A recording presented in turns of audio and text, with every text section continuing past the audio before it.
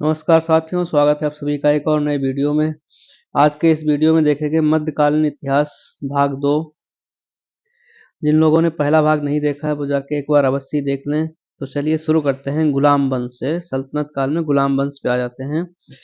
गुलाम वंश की स्थापना 1206 ईस्वी में कुतुबुद्दीन ऐबक के द्वारा की गई थी। कुतुबुद्दीन ऐबक मोहम्मद गौरी का गुलाम था। इसके द्वारा गुलाम वंश की स्थापना की गई थी। कुतुबुद्दीन ऐबक 24 जून 1206 ईस्वी को गद्दी पर बैठा। इसने अपनी राजधानी लाहौर बनाई थी। लाहौर को इसने अपनी राजधानी बनाया। कुतुब मीनार की नींव कुतुबुद्दीन ऐबक ने ही डाली थी। कुतुब मीनार की नींव कुतुबुद्दीन ऐबक के द्वारा डाली गई थी और इसी के नाम पे इसका नाम कुतुब मीनार रखा गया था। दिल्ली की कुबत उल इस्लाम मस्जिद एवं अजमेर का 2.5 दिन का झोपड़ा नामक मस्जिद का निर्माण भी कुतुबुद्दीन ऐबक ने ही करवाया था। कुतुबुद्दीन ऐबक को लाख बख्श यानी कि लाखों का दान देने वाला भी कहा जाता है।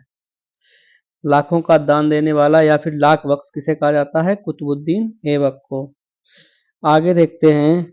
प्राचीन नालंदा विश्वविद्यालय को ध्वस्त करने वाला ऐबक का सहायक सेनानायक बख्तियार खिलजी था। इसके आगे देखते हैं। कुतुबुद्दीन ऐबक की मृत्यु 1210 में चौगान खेलते समय घोड़े से गिरकर हो गई थी। इसे लाहौर में दफनाया गया था। कुतुबुद्दीन ऐबक का उत्तराधिकारी आराम शाह हुआ, जिसने 8 महीनों तक शासन किया। आराम शाह की हत्या करके इल्तुतमिश 1211 ईस्वी में दिल्ली की गद्दी पर बैठा। यानी 1211 ईस्वी में अब कौन दिल्ली का शासक बनता है? इल्तुतमिश। किसकी हत्या करके बैठा था वो गद्दी पर? आराम शाह की। इसके आगे फिर देखते हैं क्या होता है। इसके आगे इल्तुतमिश तुर्किस्तान का एक तुर्क था जो कुतुबुद्दीन ऐबक का गुलाम एवं दामाद था। कुतुबुद्दीन ऐबक की मृत्यु के समय वह बदायूं का गवर्नर था। फिर इल्तुतमिश ने राजधानी लाहौर से दिल्ली स्थानांतरित कर दी।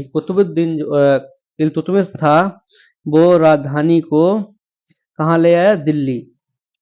इसके आगे बढ़ते हैं। फिर क्या होता है।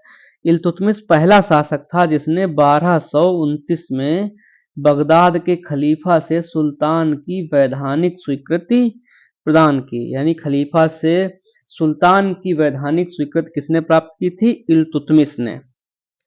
इल्तुतमिश की मृत्यु कब हुई थी? 1236 ईस्वी में इसकी मृत्यु हो जाती है। फिर आगे दिल्ली की गद्दी पे कौन बैठता है? आइए देखते हैं। उससे पहले देख लेते हैं इसके द्वारा कुछ कराए गए महत्वपूर्ण कार्य। क्या क्या इसने कार्य कराए थे इल्तुतमिश ने?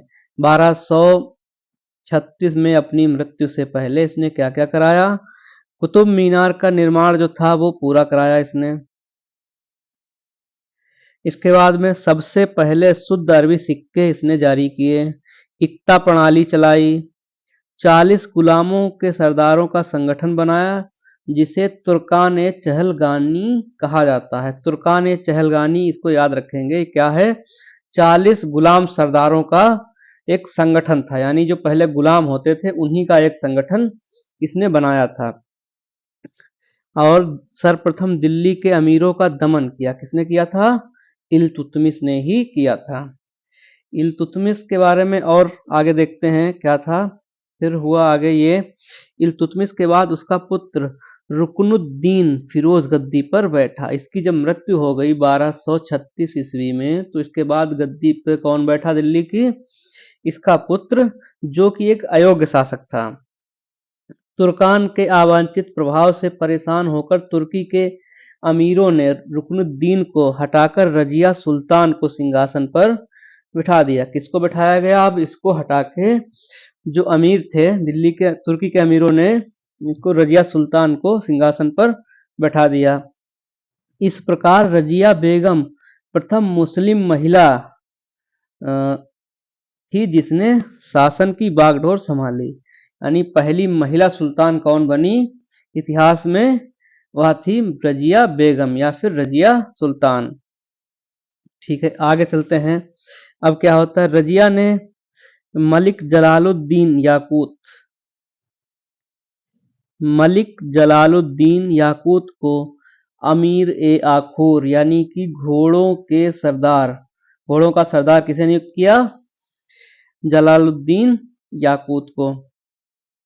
आगे, अब गैर तुर्कों के सामंत, जो गैर तुर्क थे यानी कि जो तुर्क नहीं थे, को सामंत बनाने के प्रयासों से रजिया, जो रजिया ने जो प्रयास किया, जो गैर तुर्क थे उनको सामंत बनाने का प्रयास किया, तो जो अमीर थे वो इसके विरुद्ध हो गए और उसे बंदी बनाकर दिल्ली की गद्दी पर मुइजुद्दीन बहराम शाह को बैठा दिया। यानी कि इसको गद्दी से हटा के किसको बैठा दिया गया?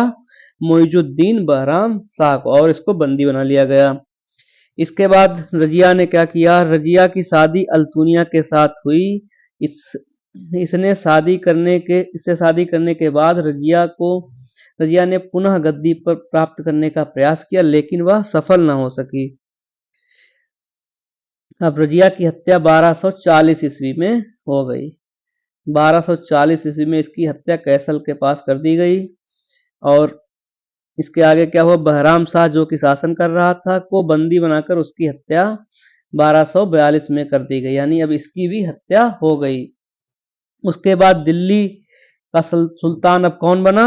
अलाउद्दीन मसूद शाह को दिल्ली का सुल्तान बनाया गया। आगे देखते हैं फिर क्या हुआ। बलबन के षड्यंत्र द्वारा 1246 में अलाउद्दीन मसूद शाह को सुल्तान के पद से हटाकर नसीरुद्दीन महमूद को सुल्तान बना दिया गया। नसीरुद्दीन महमूद ऐसा सुल्तान था जो टोपी सीकर अपना जीवन यापन या जीवन निर्वाह करता था। अब आगे देखते हैं। बलबन ने अपनी पुत्री का विवाह नसीरुद्दीन महमूद के साथ किया था। बलबन का वास्तविक नाम बहाउद्दीन था। वह इल्तुतमिश का गुलाम था। यानी जो ये बलबन था वो कौन था? एक गुलाम था इल्तुतमिश का। तुर्कान ए चहलगानी का विनाश बलबन ने किया था। तुर्कान ए चहलगामी हमने पीछे देखा था क्या था? 40 गुलाम सरदारों का समूह था। बलबन ने 1266 में गयासुद्दीन बलबन के नाम से दिल्ली की गद्दी पर बैठा। यह मंगोल आक्रमण से दिल्ली की रक्षा करने में सफल रहा। ठीक, आगे देखते हैं। राज दरबार में सिजदा एवं पैबोस की प्रथा की शुरुआत बलबन ने की थी। बलबन ने फारसी रीति रिवाज पर आधारित नवरोज उत्सव को प्रारंभ किया था। यानी अब देखते हैं नवरोज उत्सव को किसने प्रारंभ किया था? बलबन ने। सिजदा एवं पैबोस की प्रथा किसने शुरू की थी? बलबन ने। आगे देखते हैं। अपने विरोधियों के प्रति बलबन ने कठोर लौह एवं रक्त की नीति का पालन किया था। लौह और रक्त की नीति का पालन करने वाला कौन था? बलबन। नसीरुद्दीन महमूद ने बलबन को उलूग खां की उपाधि प्रदान की थी।